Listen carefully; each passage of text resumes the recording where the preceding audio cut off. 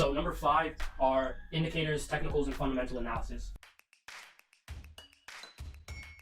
I know that technical and indicators are the same thing, but to me at least, I do differentiate them because I'm a price action trader. I don't use indicators or anything like that. So let's just touch on the indicators first. Indicators, to me, I'm not gonna say all of them are bad, because if you do know how to use them, then you do know how to use them and you can make a profit from that. Although most indicators are what is called lagging indicators. So basically what that means is once price has made its move and the candle has already closed, then the indicator stamps itself to say, okay, this is where I'm gonna be. Right? Now, one of the issues with this is that the price itself, the natural candles or the line charts, whatever you decide to use, these methods of describing price is the raw price. So this price is pure. It tells you exactly how it's meant to be feeling at exactly what time it's feeling it. There's no reason to be doubting this, right? But when you have an indicator, on the other hand, an indicator is simply a reflection of the price. So because it's a reflection, it's late, right? We don't want to be late to our opportunities. And on top of that, because it is a reflection, it's just a mathematical reflection. We don't need to be having all that mathematical calculated data.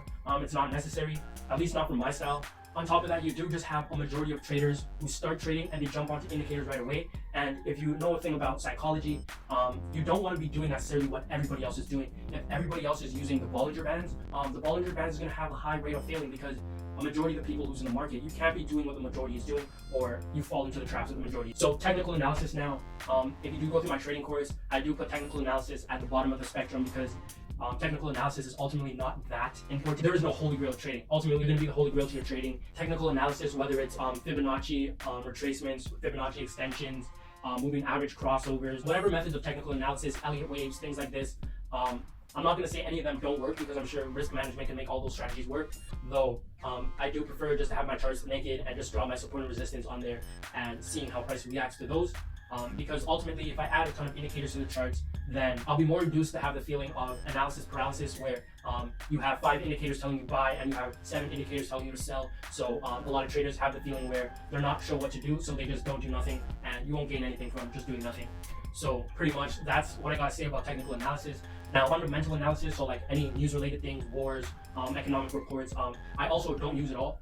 The most I'll go into fundamental analysis is if like something really big like the US election is going on. I'm more likely to just not be trading, because my last experience when Donald Trump was becoming president, the market still did hit all of my key zones like perfectly and things like that, though the market was moving way too fast for me to be there to react to these things. I just didn't have a good experience with trading that, and I've learned from that I can trade within all news situations, but I will not be trading during really big things like the US election. And things like the US election, I'm not necessarily looking out for it, but if you're just like, you're an average person, you hear about the elections coming up. Right now, the elections in Canada is going on. But I'm still trading, because I don't believe that the Canadian elections have such a big impact on the world as the president of who is the United States president, because you know the US is in everybody's affairs. So they ultimately reflect on everybody's affairs in one way or another. Now, fundamental analysis, if you do some research, some technical and fundamental mixture, you can see that fundamental analysis and technical analysis have a way of lining up at the same time. So pretty much, I don't think it's needed to be using both of these. I simply use technical analysis, raw price